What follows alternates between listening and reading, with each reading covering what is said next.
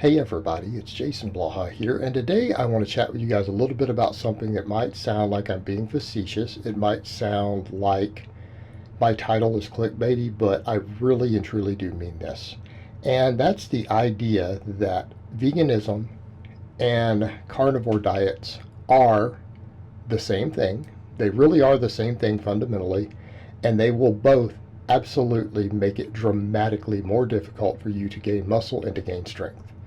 And in some cases even perform as an athlete.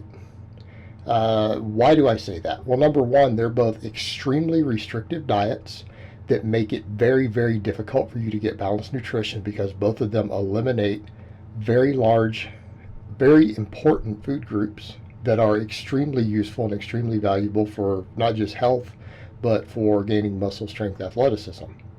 Number two, they both come from a place of mental illness or a cult-like behavior that places a moral value on your food choices. And they're generally the same people. In other words, the same people who might have been promoting large amounts of veganism and spreading the vegan diet years ago go over to carnivore diets because they didn't work on whatever was going on as far as their own mental health. They didn't work on the things that led them to become obsessed with a vegan type diet to begin with. And because they didn't fix these things, when they leave the vegan diet, and they will, because there's been university studies on this, studies have shown that 88% of people who become vegans, like serious vegans, full-on vegans, where they do the full vegan thing, 88% of them return to eating meat. Okay? A pretty big statistic. That's slightly higher than 7 out of 8 people. So out of every 8 vegans you meet, 7 of them will eventually go back to meat and eat. And a lot of them say, oh, I've seen vegans do that who said that I've been a vegan for 6 years, right? Who now, today, they eat meat. They eat meat and eggs today. Who I know, because I'm friends with them on social media and stuff, and people like that over the years. Or people I've met who are friends. That's exactly what they do. The majority, the overwhelming majority, cannot sustain it. So they go to the carnivore diet, which allows them to rebel against the veganism because they couldn't handle it. They suffered health problems. And yes, health problems from the vegan diet are extremely common. And I've met quite a few people, and I have clients and former clients who were vegans at one time, and they have suffered health issues from it. And it is confirmed by their doctors, and anyone who digs around knows that this is true, and only those with their cult-like behavior are in denial of it.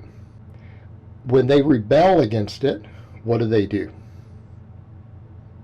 They go over, they need something else extreme to replace it. They need to have an extreme diet that makes them feel morally superior to other people.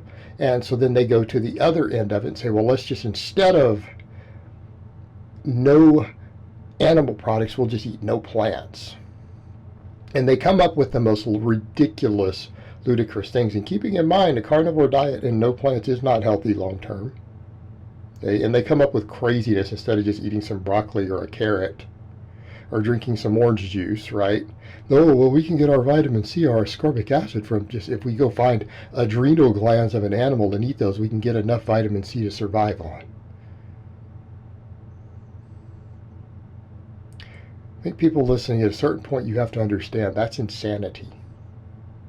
Okay, that is a place at that point of mental illness, that you're not going to eat a vegetable, or you literally start thinking vegetables are bad for you when the overwhelming bulk of the research, and I'm talking 99% of it, says vegetables and fruits are amazing for you, at least up to a certain threshold. Maybe not when you exceed a certain threshold, but up to a certain point, they have phenomenal health benefits.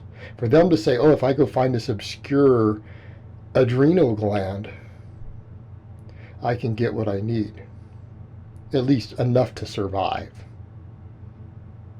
not develop scurvy or whatever. Do you understand that that's mental illness at that point? And that's as crazy and as extreme as the veganism. It's the same people that are usually former vegans who never got help. But now, because I'm a carnivore, I'm at the top of the food chain, and I'm superior to other people, just like how vegans are. Vegans, as a general rule, do it to feel a need to feel like they're morally superior. It is what they do it to handle that need they have inside to feel morally superior.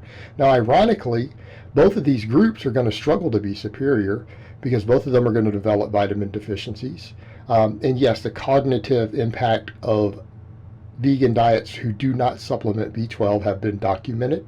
It's understood it can cause not only brain damage and loss of certain cognitive ability, it's oftentimes permanent, meaning just because you go start adding B12 back into your diet doesn't mean you reverse the damage. Okay? These diets are both make it harder to be fitter, stronger, more athletic. So in actuality, they're diets that are intended for people to follow them so that they can feel superior to other people, but the reality is they're going to be not superior to other people. It's going to make them less intelligent, slower in their mind. It's going to make them physically weaker than people who just follow a balanced diet and who train hard. Because you won't even be able to train as hard on either one of these diets. You won't be able to. And you won't be able to recover as effectively. You won't be able to build muscles effectively. So these diets do the exact opposite. They actually make you inferior, sicker,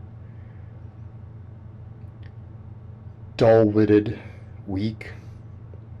And it's not to say there aren't people who follow both of these diets who do reach good levels, but they're the exception.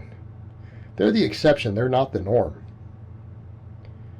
And I don't promote any one specific diet on my channel. I do different things at different times. At the time this video is being made, I've been running the vertical diet for a while. I like it. You know, mostly rice, potatoes, red meat, cultured dairy, and limited amounts of fruits and vegetables to make sure that I meet all my needs. Right? Very simple diet. Works very well. It's proven for athletes. It's a diet Thor used when he broke that deadlift record. It was all over ESPN. So, and I happen to like it. It works for my life, but it's not necessarily superior. It's certain elements to it work really good for what I do. There's no one perfect diet. And your food doesn't make you morally superior. And when you start following heavily restricted diets that eliminate entire important food groups, you are not going to be inferior. If anything, you're going to make yourself sicker, slower thinking, physically weaker as a result of it. But both of these diets achieve those same goals while making people believe that they are morally superior and eliminating entire critical food groups. And both of these diets are absolutely ludicrous.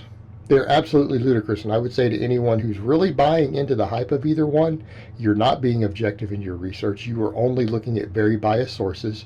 You're not even looking at the bulk of research in sports science. Let's set aside and say, well, you know, this research, maybe these people don't have the best interests of people in mind, or this is biased research. When you start looking at the research into what athletes eat, and elite level athletes, are we going to really argue that the different eating methods that we study and look at in serious top-level athletes, that they're eating in a way that's biased by other people, that there's some company biasing it? The research? No. These are people who have to perform their best. And every time one of these people go on one of these extreme diets, they have to quit because it interferes with their ability to compete at the high level. Repeatedly, we see it over and over and over. Every time one of these athletes does this, within a year or two, they start getting hurt, their performance goes down, they now suck as an athlete. All right, guys, but that's really all I have to say on that today. I hope it's been informative, and I will talk to you guys next time.